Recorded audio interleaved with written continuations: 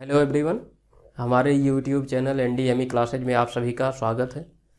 जैसा कि हम लोग प्रश्न अभ्यास के अंतर्गत केवीएस का टीजीटी, पीजीटी और पीआरटी का सिलेबस देख रहे हैं और उसी के अंतर्गत अभ्यास जारी है। आइए हम अगला अभ्यास देखते हैं, व्याकरण से संबंधित सवालों को तो देखा जाए। पहला सवाल है, अलंकार के मुख्यतः कितने भेद होते हैं? तो ऑप्शन है 3, 2, 5 और 4। तो इसका जो राइट आंसर होगा वो होगा 3। कौन कौन से, ये भी हम लोग देख लेते हैं। अलंकार के मुख्यतः 3 भेद हैं। कौन से? शब्दालंकार, अर्थालंकार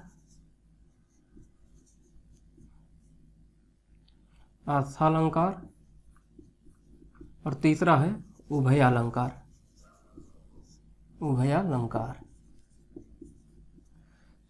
शब्दालंकार जो है ये शब्द के आधार पर होते हैं। इसके अंतर्गत कौन आते हैं? अनुप्रास, यमक,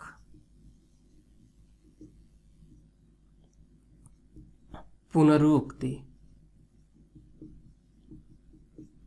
प्रकाश। ठीक। अर्थालंकार के अंतर्गत कौन कौन से आते हैं? उपमा, रूपक, उत्प्रेक्षा और अन्य सारे आते हैं। उभयालंकार के अंतर्गत कौन कौन सा आता है? तो उभयालंकार के अंतर्गत श्लेष अलंकार आता है। ठीक। ये एनसीईआरटी के अकॉर्डिंग है। ये जो उत्तर आपका है ये एनसीईआरटी के अकॉर्डिंग है। एनसीईआरटी अलंकार के 3 भेद मानता है, अर्थालंकार, शब्दालंकार और उभयालंकार। और उभयालंकार के अंतर्गत ही श्लेष अलंकार को रखता है। श्लेष अलंकार को इसलिए रखता है क्योंकि ये अर्थ के भी आधार पर श्लेष होता है और शब्द के आधार पर भी श्लेष अलंकार होता है। ठीक। अब तो इस तरीके से इसका जो राइट आंसर होगा वो क्या होगा? ए। आइए अब हम दूसरा देखते हैं। दूसरा हमारा क्या है? स्रोत, उत्पत्ति या इतिहास के आधार पर शब्दों के वर्गीकरण के भेद है। स्रोत, उत्पत्ति या इतिहास के आधार पर शब्दों के वर्गीकरण के कितने भेद हैं? तो बताओ भाई, हम लोग तो व्याकरण में ग्रामर पोर्शन में जब स्रोत या उत्पत्ति के आधार पर पढ़ रहे थे तो वहाँ पर पढ़े थे। अगर जो कोई देखा होगा तो वो जानता होगा, समझता भी होगा। बताओ। तो ऑप्शन है 5, 4, 3 और 2। प्रश्न एक बार फिर से देख लो। स्रोत, उत्पत्ति या इतिहास के आधार पर शब्दों के वर्गीकरण के भेद। ठीक। तो ऑप्शन दिया है क्या? 5, 4, 3 और 2। तो जो आपका राइट आंसर होगा वो 5 होगा। कौन कौन से? तो पहला है तद्भव, दूसरा है तत्सम,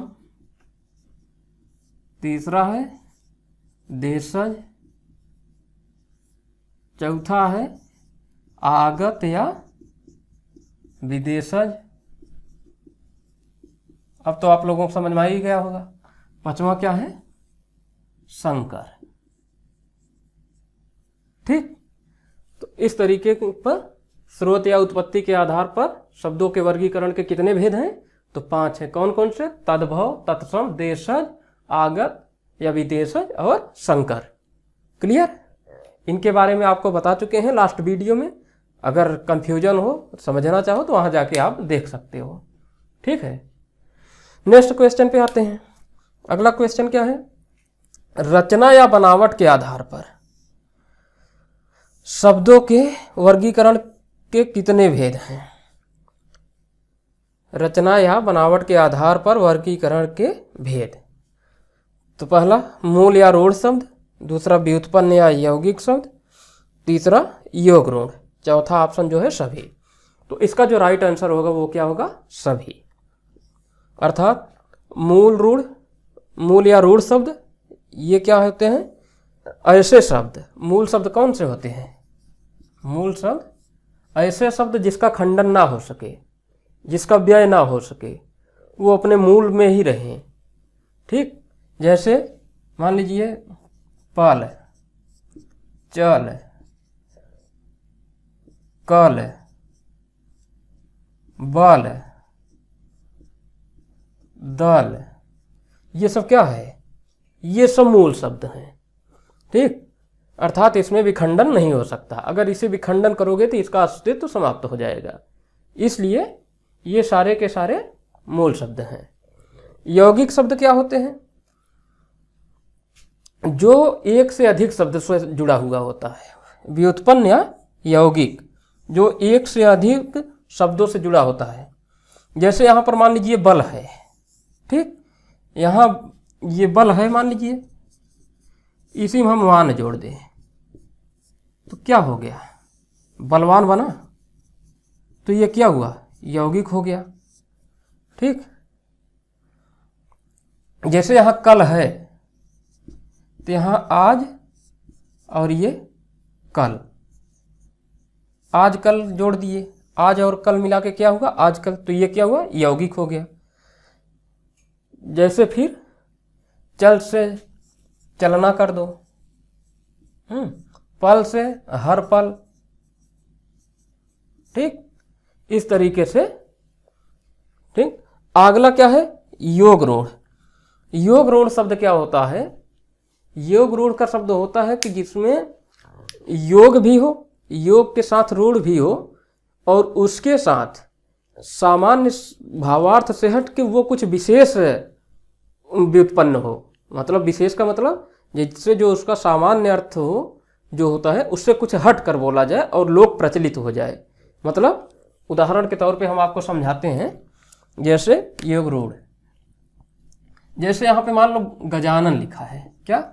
गजानन। गज धन आनन, गज धन आनन। गज मतलब हाथी, आनन मतलब, गज माने हाथी, आनन मतलब मुख, मतलब हाथी का मुख। हाथी का मुख अर्थात गणेश भगवान। तो यहाँ मतलब सामान्य अर्थ इसका ये हुआ गजानन का, लेकिन विशेष अर्थ क्या हुआ? विशेष अर्थ हुआ गणेश। तो इस तरीके का जो शब्द होगा वो क्या होगा? योग रूढ़ होगा। ठीक, जैसे पीतांबर, पीले वस्त्र वाला। तो पीतांबर क्या है? पीले वस्त्र वाला कौन है? या तो पीला वस्त्र धारण कौन करता है? या तो आप कह सकते हो श्री कृष्ण, या फिर पीतांबर का एक जो अर्थ होता है पीला वस्त्र, हाँ, या तो श्री कृष्ण। ठीक, तो इस तरीके से इसका जो राइट आंसर होगा वो क्या होगा? डी। ठीक, अगला क्वेश्चन हम लोग देख लेते हैं। अगला क्वेश्चन क्या है? हिंदी वर्णमाला में कुल वर्णों की संख्या कितनी है? हिंदी वर्णमाला में कुल वर्णों की संख्या कितनी है? ठीक, तो यहां देख लेते हैं हम लोग। हिंदी वर्णमाला में वर्णों की कुल संख्या है 49, 33, 52 और 25। तो आपको हमने बताया था जब वर्णमाला पढ़ा रहे थे, तो वर्णों के भेद में, वर्णों के भेद कितने बताए थे हम? यहाँ थोड़ा सा देख लो ऐसे। वर्ण क्या है? ये ध्वन की सार्थक लिखित इकाई है सूक्ष्मतम। वर्ण के दो भेद थे, क्या? स्वर और व्यंजन। आपको पता ही है स्वरों की संख्या कितनी थी? तो स्वरों की संख्या 11 थी। 33 व्यंजन की संख्या कितनी थी? तो व्यंजनों की संख्या 33 थी। तो कुल मिला के उसके बाद आगत ध्वनियाँ, अयोगवाह ध्वनियाँ थी, उत्क्षिप्त ध्वनियाँ थी। हाँ, इस तरीके से सब मिला के कितने सब वर्ण हुए थे? 52 वर्ण। ठीक,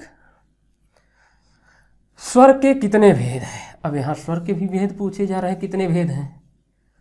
तो आपसे हम जब पढ़ा रहे थे वर्णमाला तो उसमें बताए थे कि स्वर के 3 भेद होते हैं। कौन कौन से?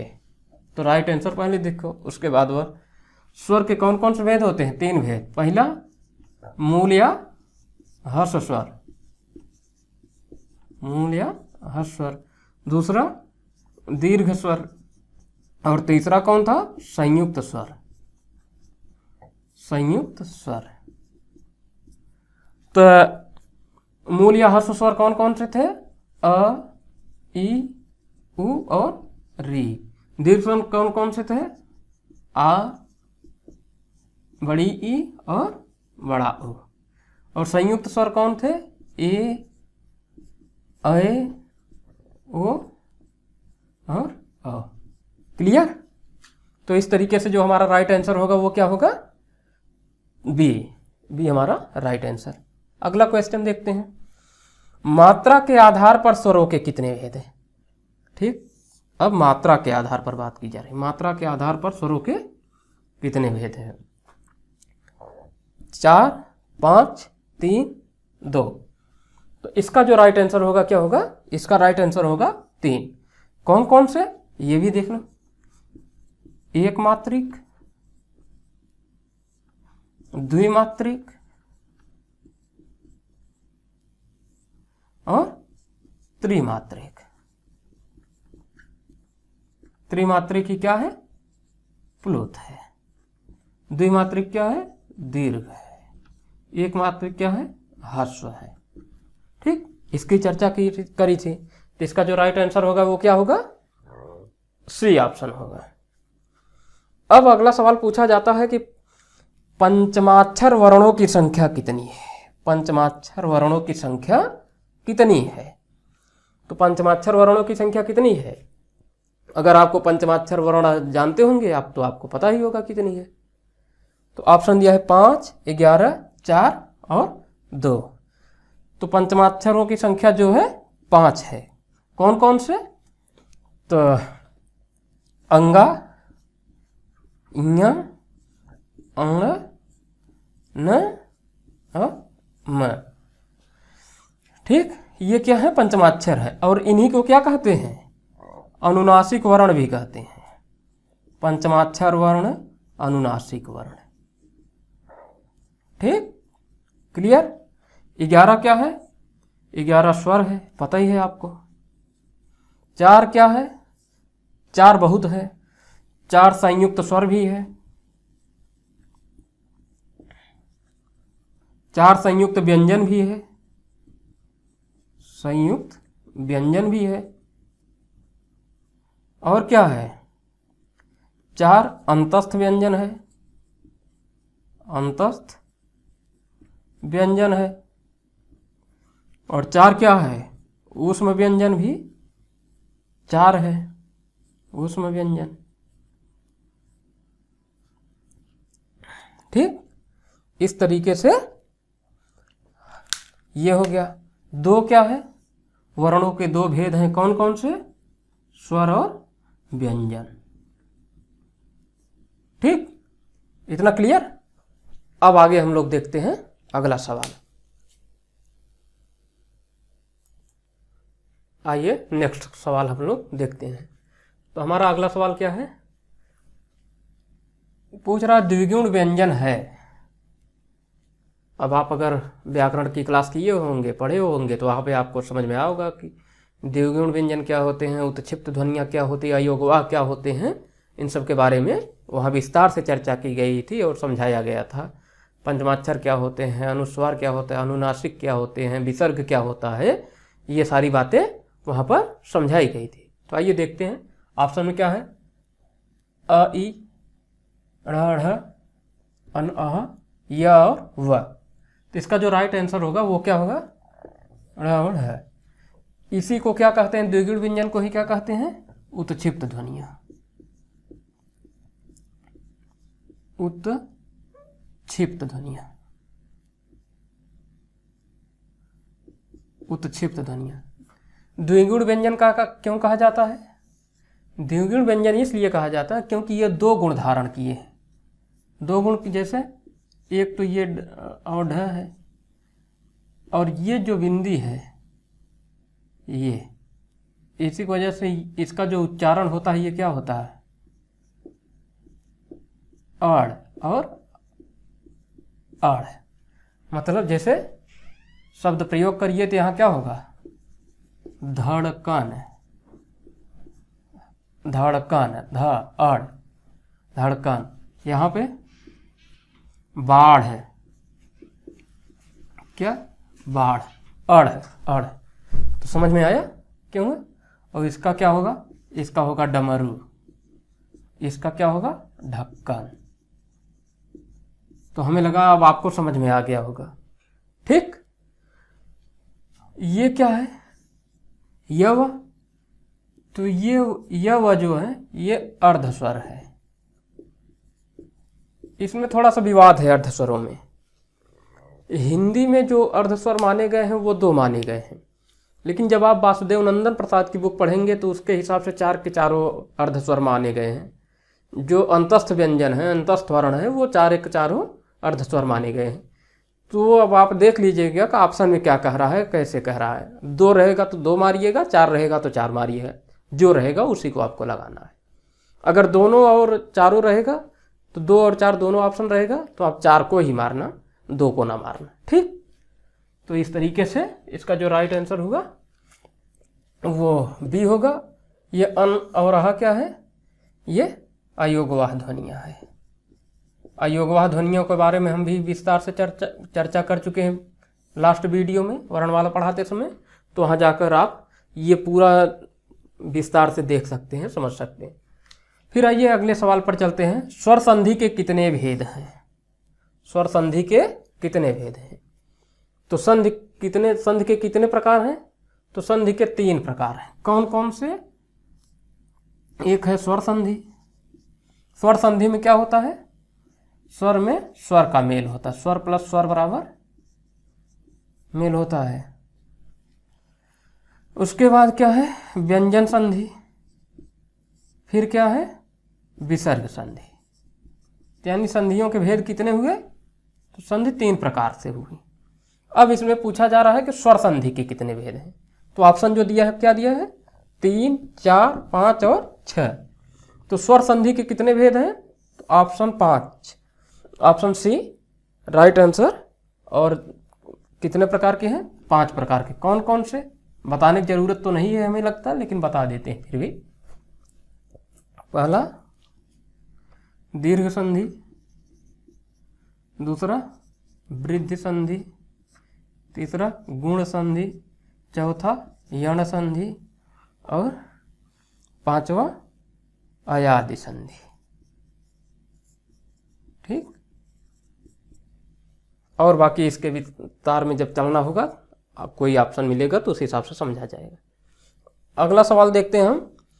छ, त्र, ज्ञ और स्र है, मतलब ये जो छ है, त्र है, ज्ञ है और स्र है, ये क्या है पूछ रहा है। संयुक्त स्वर, संयुक्त व्यंजन, अंतस्थ व्यंजन और ऊष्म व्यंजन। तो इसका जो राइट आंसर होगा वो क्या होगा? संयुक्त व्यंजन। संयुक्त व्यंजन किसे कहा जाता है? जो 2 वर्णों से मिलकर बनता है। 2 व्यंजन वर्ण। व्यंजन वर्ण कौन कौन से हैं? तो जैसे क धन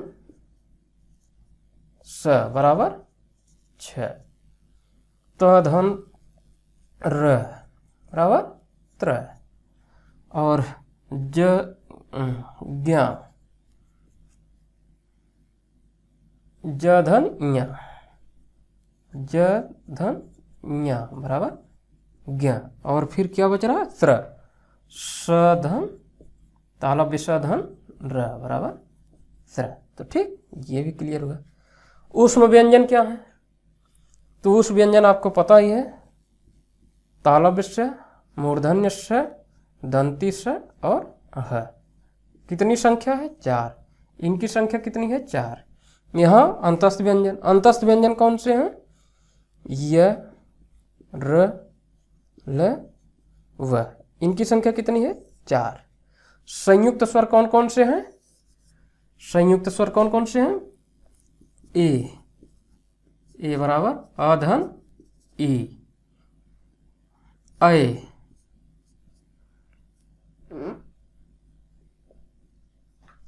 अय बराबर अधन ए, ओ अधन उ, औ अधन ओ। तो ये क्या हो गए, इनकी संख्या कितनी है 4, तो यानी पूरा फॉर्मेशन हो गया। ठीक, अब अगला सवाल हम लोग देख लेते हैं कि अगला सवाल क्या है। तो अगला जो हमारा सवाल है, अ आ ह और विसर्ग क्या है, अ आ ह और विसर्ग का उच्चारण स्थान है। तो हमने एक उच्चारण स्थान की जो वीडियो बनाई थी पिछली कक्षा में, और उसका एक बहुत शानदार ट्रिक बताए थे कि हम बताए थे कि अगर उस शानदार ट्रिक के माध्यम से अगर आप एक बार उसको पढ़ लिए, 2-3 बार लिख लिए, तो आपको दोबारा फिर उच्चारण स्थान के संबंध में पढ़ना लिखना नहीं पड़ेगा। तो ठीक है, आइए देखते हैं। दंत्य, ओष्ठ्य, मूर्धन्य और कंठ। तो इसका राइट आंसर क्या होगा, कंठ। तो जो इसका सूत्र था तो क्या था, अकुह, संस्कृत का एक सूत्र था, अकुह विसर्ज नियना कंठ। ठीक, तो हम बताए थे कैसे इसको फिट करना है। तो यहाँ अ का समान स्वर ले लो, अ और आ समान स्वर हो गए, फिर कु से क्या हुआ, क वर्ग, अ क वर्ग। क वर्ग में कौन कौन से अक्षर आते हैं, क, ख, ग, घ और अंगा। फिर उसके बाद क्या है, ह, तो ह ले लो। फिर उसके बाद क्या है, विसर्ग, तो यहाँ विसर्ग ले लो। तो ये सारे वर्ण क्या हुए, इन वर्णों को उच्चारण स्थान जो होगा वो क्या होगा, कंठ होगा। तो इसका राइट आंसर क्या हुआ, कंठ, ऑप्शन डी। इसी तरीके से ओष्ठ का क्या होगा, उपपधमानीय, उपपधमानीय ना ओष्ठव, ओष्ठव। मूर्धन्य क्या क्या होगा, दंत का, मूर्धन्य का ऋतु, ऋतु रसाण मूर्धा, ये इसका सूत्र था। दंत का क्या होगा, ऋतु लसानाम दंता। ठीक, तो समझ में आया। तो इसका विस्तार से अगर देखना हो आपको तो हमारे लास्ट वीडियो पे जाइए, YouTube चैनल पर सर्च करिए, कहाँ पर, NDME क्लास से वर्गों का उच्चारण स्थान, उच्चारण स्थान, वहाँ पे ये वीडियो पड़ी है पूरा ढंग की, उसको आप देखकर समझ सकते हैं। ठीक है, आइए अगला सवाल हम लोग देखते हैं। यहाँ पूछा गया है क्या, मुहावरों की परिभाषा। मुहावरा होता है, तो भाई लोकोक्तियाँ और मुहावरे तो आप लोग जानते ही हैं, और हर परीक्षा में एक न एक सवाल आता ही आता है।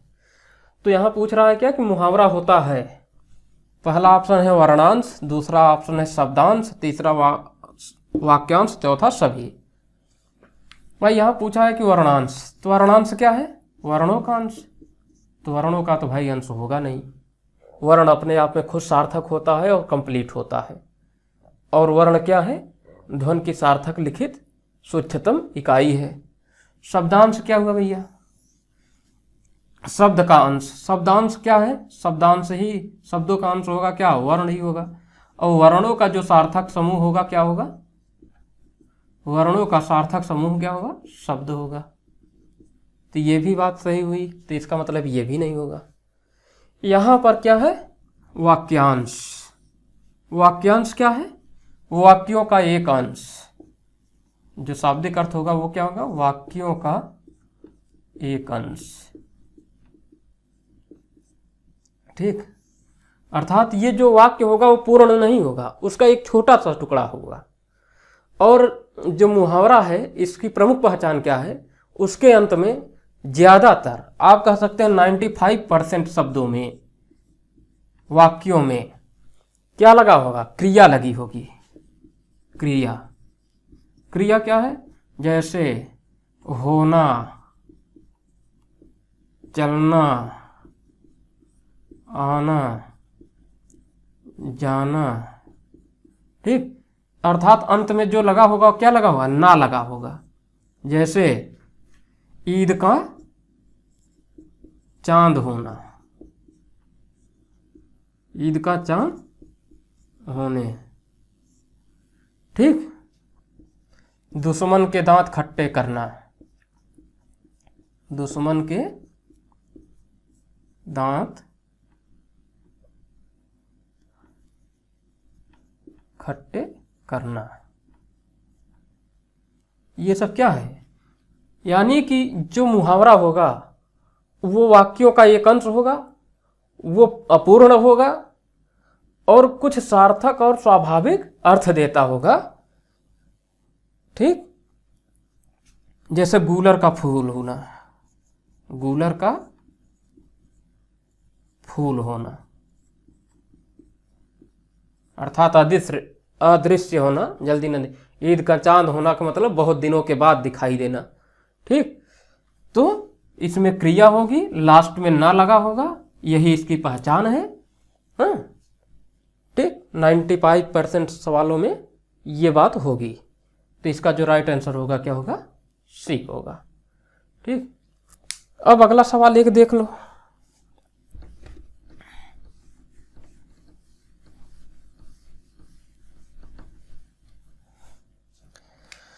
गलत वर्तनी चुने, गलत वर्तनी चुने। पूजनीय, सुवर्णपखा, उज्ज्वल, आशीर्वाद। अब भाई अगर आप शुद्ध पढ़ते होंगे, शुद्ध उच्चारण करते होंगे तो आप इसको शुद्ध भी कर लेंगे। तो क्या होगा इसका राइट आंसर? इसका राइट आंसर जो होगा वो सुवर्णपखा होगा, अर्थात जो राइट होगा वही क्या होगा? गलत होगा। इसका जो राइट होगा क्या होगा? शूर्पणखा होगा, बस। शूर्पणखा हो गया। जैसे हिरण्यकशिपु, ये भी काफी पूछा जाता है। हिरण्यकशिप, आशीर्वाद सही है, उज्ज्वल सही है, ऐसे ही लिखा जाता है। बहुत लोग क्या, अगर इसी में हम 4 ऑप्शन दिए होते तो आप लोग ज़्यादातर लोग ये वाला उज्ज्वल मारते, जो कि गलत है। एक शब्द और ध्यान दे लीजिए, बहुत इंपॉर्टेंट है, अतिशयोक्ति। अतिशयोक्ति आप लोग क्या करते हैं? ज़्यादातर ये हटा देते हैं, अतिशयोक्ति कर देते हैं, तो ये लगा रहेगा अतिशयोक्ति। तो इस तरीके से आज हम लोगों ने सवालों के देखा और समझा व्याकरण के। इसी तरीके से हम फिर अपनी अगली कक्षा में मिलेंगे आपसे, फिर कुछ महत्वपूर्ण सवालों के लेकर, और उस पर पूरी परिचर्चा करते हुए सभी ऑप्शनों विकल्पों पर, ताकि आपका परीक्षा के पहले, पीआरटी एग्जाम के पहले, टीजीटी पीजीटी एग्जाम के पहले आपकी पूरी जो है व्याकरण समाप्त हो जाए और एक ठीक ठाक जो है अभ्यास भी हो जाए, ताकि अगर वहाँ पे सवाल आए तो आपके कोई सवाल गलत ना हो। इसी के साथ धन्यवाद। अगली क्लास में हम लोग फिर मिलेंगे।